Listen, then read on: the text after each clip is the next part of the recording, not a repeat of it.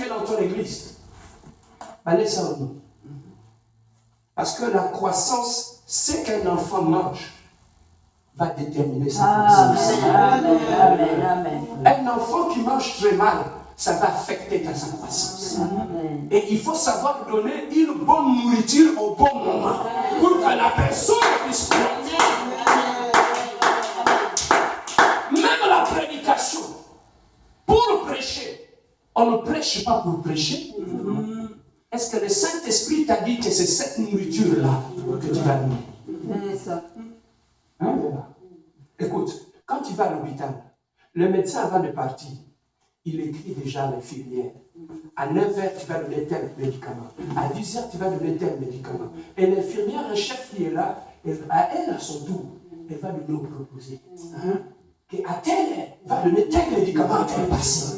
À telle heure, va donner tel médicament à tel patient. Et au bout de cela, la personne sera guérie et sortira de l'hôpital. La nourriture qu'on doit donner aux gens à l'église dépendra de ce que le médecin a prescrit. Il a prescrit qu'on te donne quelle nourriture. Il a prescrit qu'on te donne quel médicament. Voilà pourquoi quand toi tu es à la maison, moi je prie. Je demande au maître, Seigneur, qu'est-ce que tu as prévu? On ne prêche pas pour prêcher, mais on écoute le Saint-Esprit pour savoir quelle nourriture apporter au peuple de Dieu. Tu peux prêcher, mais sans affecter le cœur des gens. Pourquoi? Parce que la nourriture que tu donnes n'est pas appropriée. Amen. Bien aimé, comme j'aime toujours le dire, le but de la prédication, ce n'est pas pour créer des sensations auprès des gens.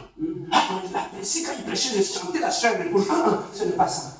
Le but de la prédication, c'est de t'amener un nombre suffisant d'informations qui vont t'aider à utiliser ces informations-là, à savoir qu'est-ce que je peux faire dans telle ou telle situation.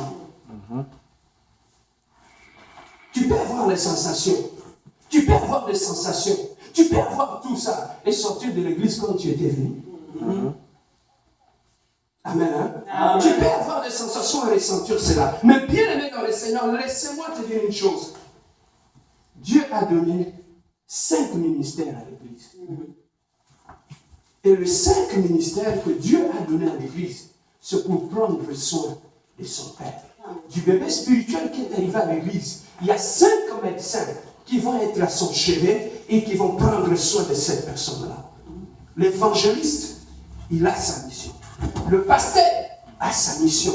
Le docteur a sa mission. Le prophète a sa mission.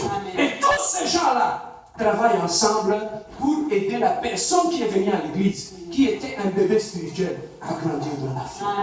Donc chaque médecin, il a un produit spécifique qu'il peut donner au patient pour que le patient puisse grandir dans la foi. Alors, le 5 ministères, Dieu avait donné les 5 ministères pour l'église. Ils vont travailler dans l'église. Mais dites-moi maintenant, toi tu es encore bébé spirituel, tu es appelé à grandir. Tu restes chez toi à la maison. Tu dis, moi je n'irai pas à l'église, je vais rester à la maison. À la maison aussi je peux prier. À l'église, à la maison, il n'y a pas les 5 ministères. Des gens qui vont prendre soin de toi. Amen. Hein? Amen. Alors, ces gens-là vont travailler avec nous. Le but pour lequel nous allons à l'église, c'est pour croître d'abord. Lorsque nous allons à l'église, c'est pour atteindre la stature parfaite du Christ au sein de l'église. Amen. Et alors, les 5 ministères sont à l'église pour prendre soin de nous. Alors, quelle est exactement leur mission? Les 5 ministères qui sont à l'église, quelle est exactement leur mission dans notre jour? Ici, Paul est en train de très bien l'expliquer. Le travail que ces gens vont faire dans la vie du chrétien qui vient à l'église. Donc nous devons savoir une chose. Dieu a donné les 5 ministères pour l'église. Donc lorsque Dieu appelle quelqu'un au ministère, ce n'est pas pour s'enorgueillir. Mais lorsque Dieu nous appelle au ministère, c'est parce que nous avons un travail à accomplir dans la vie du chrétien. Amen. Amen. Donc ce n'est pas un sujet d'orgueil que je suis devenu apôtre, je suis devenu ceci, prophète, non. Je faisais lire un ami pasteur avant-hier, on parlait, je dis, mais dans les temps, quand on ordonnait quelqu'un au ministère, où il devenait un pasteur, un apôtre, on voyait toujours la personne en train de pleurer. Quand on le pleurait, les gens le consolaient. Pourquoi il pleurait? Il pleurait parce qu'il voit le fardeau qu'il a, la charge qu'il a. Bien aimé, ce n'est pas facile. Il pleure parce qu'il s'est dit, est-ce que je saurais répondre à l'appel de Dieu à cause de ces fardeaux? C'est tellement lourd parce que je serai jugé à cause de ces fardeaux que Dieu me donne. Ça fait couler les larmes. Mais qu'est-ce qui se passe aujourd'hui quand on voit quelqu'un qu'on est en train d'ordonner au ministère? Il est content, il est dans la joie. Il y a quelque chose qui s'est passé. Quelque chose qui s'est passé là. Surtout avec les jeunes serviteurs. Quelque chose se passe là. Bien aimé, lorsque Dieu appelle les 5 ministères, il leur donne la responsabilité à l'Église. C'est pour grandir, appeler le chrétien à faire un travail. Alors, le premier objectif, c'est édifier le corps du Christ. Ça, c'est la mission que Dieu a confiée à ces gens-là. Pour l'édification du corps du Christ. Ça, c'est la première mission que Dieu leur a accordée. Ces gens-là sont là, ils vont édifier par la parole. Ils vont commencer à édifier la parole du Christ. Et cette édification, ils vont continuer à parler, à édifier le peuple de Dieu. Cette édification-là va faire en sorte que ça nous amène à l'unité de la foi. Tu vois, chacun venait de gauche, l'autre vient de droite, l'autre vient du nord, l'autre vient d'ici. Nous sommes réunis à l'église. Mais maintenant, les 5 ministères vont commencer à nous édifier. Et en nous édifiant, quel sera leur objectif? Leur objectif, c'est nous amener à avoir une unité dans la foi. L'unité dans la foi, c'est quoi? On commence à voir les choses de la même façon. Tu comprends? On commence à voir les choses de la même façon. On commence à avoir le même cœur. On commence à avoir une même parole. On commence à avoir une même pensée. Si vous ne réussissez pas ça, l'église va s'éclater. Donc l'objectif de 5 ministères, c'est d'amener le peuple de Dieu au travers de l'édification à l'unité de la foi. Moi, je viens dans l'église. Je viens par exemple de l'église...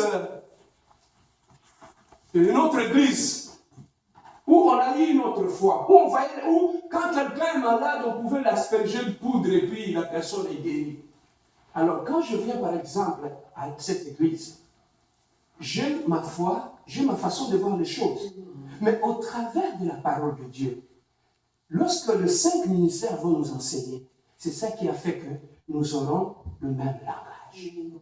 C'est ça qui a fait qui fera en sorte que lorsque maman Indoxie parle, mais quand maman Indoxie parle, c'est comme si c'est le pasteur Serge qui parlait. Mais c'est parce qu'on est nourri par la même parole.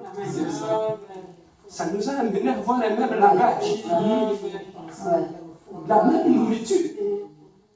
Amen. Hein? Amen. Alors, qu'est-ce qui fait? Tu peux demander qu'est-ce qui fait que... Pourquoi quand tu réfléchis, je sens, c'est comme si c'est le pasteur Serge. Mais c'est parce que nous sommes nourris par la même nourriture. Et ça nous a amené à voir les choses dans la même direction. Et si on ne réussit pas ça dans l'église, c'est ça qui fait que dans la même église, les gens ont 5 langages différents. Parce que la parole de Dieu n'a pas fait le travail en nous. Amen. Hein? Cette parole, c'est ça qui fait que lorsqu'un couple qui s'est disputé chaque matin et soir arrive à l'église, la compassion. Mais qu'est-ce qui a changé dans ces couples? Comment ils commencent à parler le même langage? Mais parce que l'homme et la femme sont nourris par la même nourriture et ils commencent à voir les choses dans la même direction. Ce qui est péché pour la femme est aussi péché pour l'homme. Amen. Amen. Est-ce que je peux avancer? Amen. Donc, c'est ça qui fait le but du 5 ministères au sein de l'Église. Mais si dans l'Église, on trouve que le couple qui arrive continue à se se disputer, à se créer des problèmes. C'est qu'il y a un problème, non pas seulement avec le couple, mais avec la parole qui est dispensée. Amen. Amen. Voilà. Nous sommes derrière. Autant dit, mais après, ça te crée des problèmes. Il y a certaines prédications qui peuvent te donner la diarrhée. Ceux qui sont sages, ils comprennent ce que je dis. Amen. Donc, il faut amener l'Église à l'unité de la foi. Voilà ce qui fera notre force dans l'Église, la compassion. Nous serons unis dans la parole, dans la pensée, dans les actes. Pourquoi? Parce que nous sommes nourris chaque matin avec la même nourriture. C'est ça qui fait que, quand moi je prêche ici, et après quand tu écoutes, Papa Osé ou Papa Christian faire la modération, tu dis, mais c'est comme le pasteur Serge. Oui, effectivement, mais c'est parce que nous sommes nourris par la même nourriture. Donc, on n'influence pas les gens. On ne pousse pas les gens à devenir comme par le pasteur Serge, non.